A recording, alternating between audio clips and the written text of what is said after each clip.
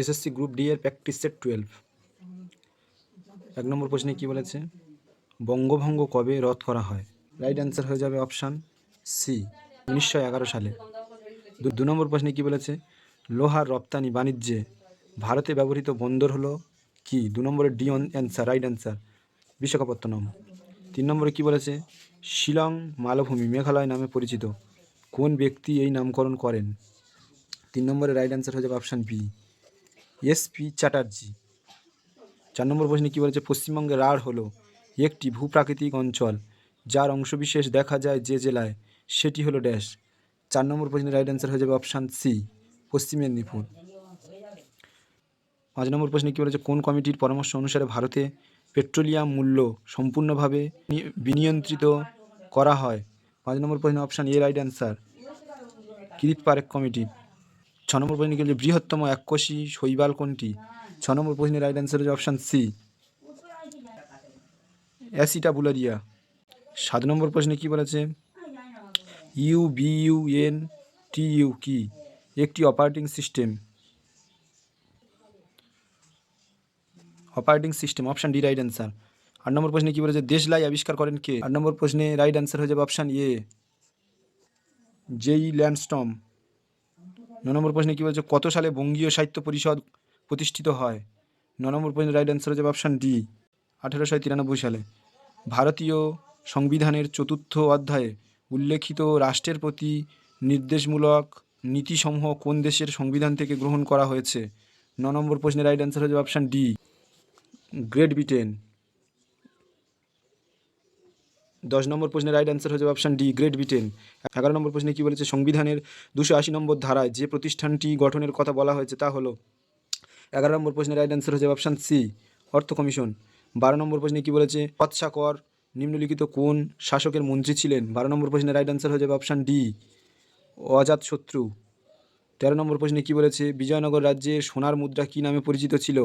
13 নম্বর প্রশ্নে option D right answer, pagoda. 14 নম্বর প্রশ্নে কী বলেছে? ভারতের কোন আইনটি গার্হস্থ্য হিংসার বিরুদ্ধে নারীদের সুরক্ষা নিশ্চিত করে? 14 নম্বর প্রশ্নের রাইট অ্যান্সার হয়ে যাবে option B, domestic violence act 2005।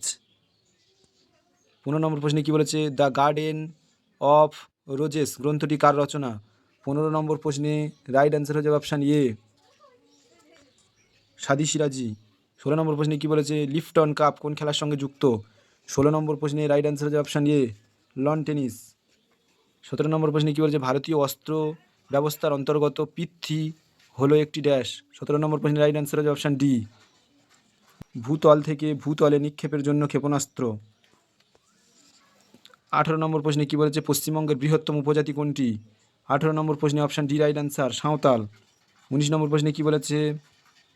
সম্প্রতি নিম্নলিখিত কোন দল হকি ইন্ডিয়া মেজর ধ্যানচাঁদ আজীবন সম্মাননা পুরস্কার পেল? 19 নম্বর প্রশ্নে অপশান সি রাইট অ্যান্সার, 1975 সালে বিশ্বকাপ জয়ী দল। 20 নম্বর প্রশ্নে কী বলেছে? ইন্টারপোলের সর্বোচ্চ পদক পেলেন কোন দেশের স্বরাষ্ট্রমন্ত্রী? 20 নম্বর প্রশ্নে রাইট অ্যান্সার হয়ে যাবে অপশান এ, বাহরাইন। 21 নম্বর প্রশ্নে কী বলেছে?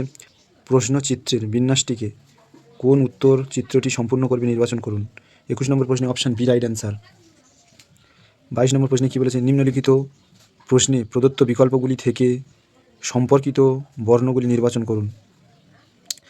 এ Z C is to V U X double is to S U S, জিজ্ঞাসা চিহ্ন স্থানে কী বসবে সেটি আমাদের বের করতে হবে।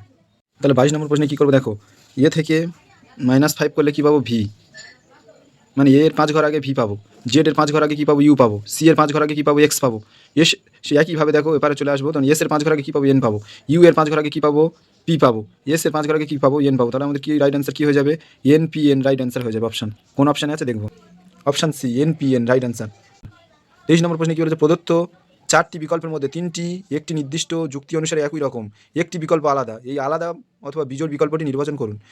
কি আছে option A? Full papdi. B কি আছে? চেয়ার পা। সি কি আছে? বৃত্ত চাপ। ডি কি আছে? প্রচ্ছদ সারফেস। তাহলে অপশান ডি রাইট অ্যান্সার। এটি মিলছে না, প্রচ্ছদ সারফেসটা একমাত্র মিলছে না, বাদবাকি সবগুলো মিলে যাচ্ছে। 24 নম্বর প্রশ্নে কী বলেছে? দেখো এই যে চিত্রগুলি রয়েছে, জিজ্ঞাসার চিহ্ন স্থানে কী বসবে দেখে নাও। 24 নম্বর প্রশ্নটি দেখে নাও, তাহলে কী হবে? 249 থেকে -5 করলে আমরা কী পাবো? 244। 244 থেকে -6 করলে কী পাবো? 238। 238 থেকে -7 করলে কী পাবো? 231। 231 থেকে -8 করলে আমরা কী পেয়ে যাবো? 223। 231 থেকে -8 করলে কী পাবো? 223। তাহলে আমাদের হতে হবে 223, কিন্তু আমরা দুটিতে রয়েছে, অপশান এতে রয়েছে এবং অপশান সিতে রয়েছে 223। কোনটি সঠিক অ্যান্সার হবে দেখে নাও। কী আছে? প্রথমে একটা ফাঁকা, তারপর একটা ফুল কালো করা, তারপর একটা ফাঁকা, তারপর একটা ফুল কালো করা। এবারটা তার মানে নিশ্চয়ই ফাঁকা হবে, তাহলে অপশান এ রাইট অ্যান্সার। 25 নম্বর প্রশ্নে কী বলেছে? প্রদত্ত শব্দগুলিকে অভিধানের ক্রম অনুসারে সাজান। 25 নম্বর প্রশ্নে রাইট অ্যান্সার অপশান সি। প্রথমে 2 নম্বরটি হবে, তারপর 4 নম্বরটি হবে, তারপর 1 নম্বরটি হবে, তারপর 5 নম্বরটি হবে, তারপর 3 নম্বরটি হবে। 26 নম্বর প্রশ্নে কী বলেছে? প্রদত্ত 4টি বিকল্পের মধ্যে 3টি একটি নির্দিষ্ট যুক্তি অনুসারে একই রকম, একটি বিকল্প আলাদা। এই আলাদা বা বিজোড় বিকল্পটি নির্বাচন করুন। 26 নম্বর প্রশ্নে option C right answer, chocolate. 27 নম্বর প্রশ্নে কী বলেছে? আর ইন্টু এস বলতে বোঝায় আর হলো এস এর মা, আর প্লাস এস বলতে বোঝায় আর হলো এস এর ছেলে, আর ডিভাইডেড এস বলতে বোঝায় আর হলো এস এর মেয়ে, আর মাইনাস এস বলতে বোঝায় আর হলো এস এর স্বামী। A plus D minus C into B হয়, তাহলে এ কীভাবে বি এর সাথে সম্পর্কিত সেটি আমরা বের করব।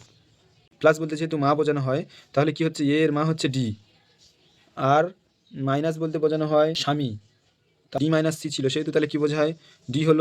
ডি হলো সি এর স্বামী, সি ডি এর স্বামী স্ত্রী।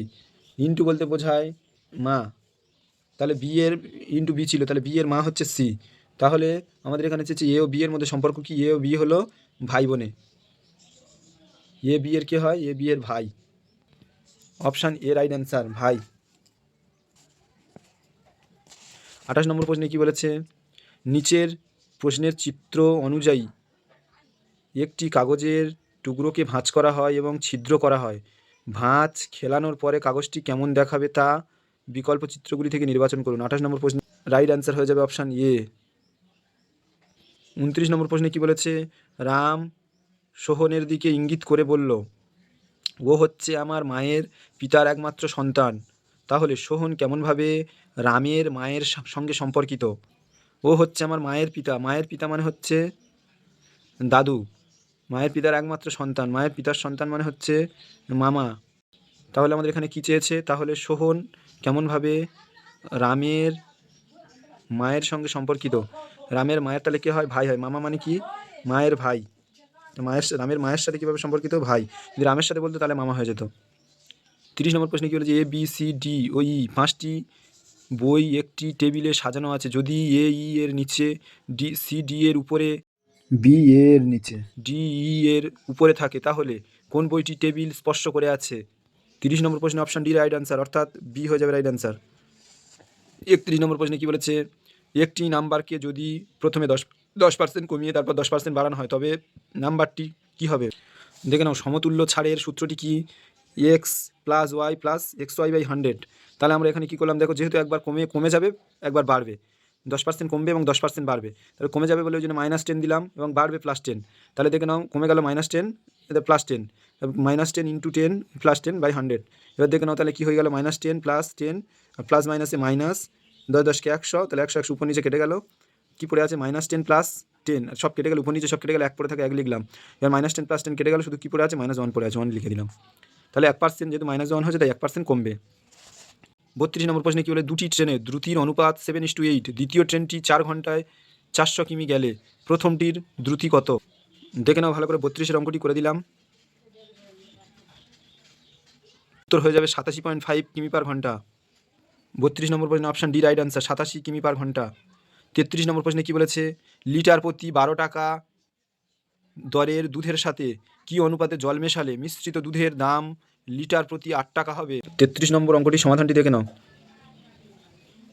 2:1 হয়ে যাবে রাইট অ্যান্সার। 33 নম্বর অঙ্ক অপশান বি রাইট অ্যান্সার, 2:1। 34 নম্বর অঙ্কে কী বলেছে? 4টি সংখ্যার অনুপাত 7:8:9:10।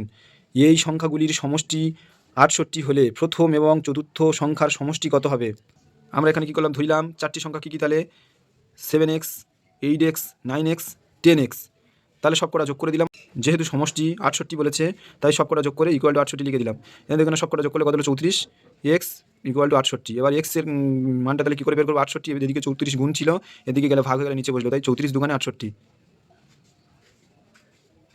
তাহলে x এর মান কী পেলাম? 2। তাহলে এবার কী হলো? প্রথম এবং চতুর্থ সংখ্যার সমষ্টি কত? তাই কী করলাম দেখো 7x + 10x প্রথমে যোগ করে নিলাম, তাহলে 10-এর সাথে 17x, এক্সের মানটা বসিয়ে দিলাম, এক্সের মান কত 2, দিলে কত বেরোলো 17 × 34, 34 হয়ে গেল রাইট অ্যান্সার। 34 নম্বর অঙ্কে অপশান বি রাইট অ্যান্সার। 35 নম্বর অঙ্কে কী বলেছে, ভি এর 63% = 238 এর 36% হলে ভি এর মান নির্ণয় করুন। দেখে নাও, তাহলে যেহেতু বলেছে ভি এর 63%, সেহেতু কী করছে ভি × 63/100 = 238 এর 36%, তাই 238 × 36/100। এবার দিয়ে ভি = কী করলাম, ভি = দেখো 38, 238 বসিয়ে দিলাম, 36/100 বসিয়ে দিলাম, আর এটা যেহেতু এপারে গুণ আকারে ছিল এপারে এলে উল্টে যাবে, গিয়ে কী হয়ে এখানে যেহেতু গুণ আছে এপারে এলে উল্টে যাবে, গিয়ে 100/63। এবার কাটাকাটি করে দিলাম, দেখে নাও ভালো করে প্রত্যেকে। আমার ভি এর মান পেলাম কত, 136, রাইট অ্যান্সার হয়ে গেল 136। 35 নম্বর অঙ্কে অপশান সি রাইট অ্যান্সার, 136। 36 নম্বর অঙ্কে কী বলেছে, যদি দুটি রাশির যোগফল তাদের বিয়োগফলের 6 গুণের সমান হয় তাহলে দুটি রাশির অনুপাত নির্ণয় করুন। 36 নম্বর অঙ্কটি করে দিয়েছি, দেখে নাও, 7:5 রাইট অ্যান্সার। 36 নম্বর অঙ্কে 7:5 right answer, option B right answer. 37 নম্বর অঙ্কে কী বলেছে, 2,352 টাকাতে একটি পণ্য বিক্রি করে একজনের 752 টাকা লাভ হয়, লাভের শতকরা হার কত? 37 নম্বর অঙ্কটি করে দিয়েছি, দেখে নাও প্রত্যেকে। 47% রাইট। 37 নম্বর অঙ্কে অপশান সি রাইট অ্যান্সার, 47%। 38 নম্বর অঙ্কে কী বলেছে, 5 বছরের জন্য একটি মূলধন থেকে প্রাপ্ত সরল সুদের পরিমাণ ওই মূলধনের 25% সমান, কত বছরে সুদের পরিমাণ মূলধনের সমান হবে? 38 নম্বর অঙ্কটি করে দিয়েছি, দেখে নাও প্রত্যেকে ভালো করে। 38 নম্বর অঙ্ক অপশান ডি রাইট অ্যান্সার, 20 বছর। 39 নম্বর অঙ্কে কী বলেছে, দুটি সংখ্যার গুণফল 4107, যদি এই সংখ্যা দুটির গসাগু 37 হয় তাহলে বৃহত্তম সংখ্যাটি নির্ণয় করুন। 39 নম্বরের অঙ্কটি করে দিয়েছি, দেখে নাও প্রত্যেকে। বৃহত্তম সংখ্যাটি সমান 111 হবে। 39 নম্বরে অপশান ডি রাইট অ্যান্সার, 111। 40 নম্বরে কী বলেছে, একটি পরিবারে 5 জন পুত্রের বয়সের গড় 11, পুত্রদের এবং তাদের পিতামাতার বয়সের গড় 22, পিতার বয়স মাতার থেকে 5 বছর বেশি হলে মাতার বয়স নির্ণয় করো। 40 নম্বর অঙ্কটি দেখে নাও।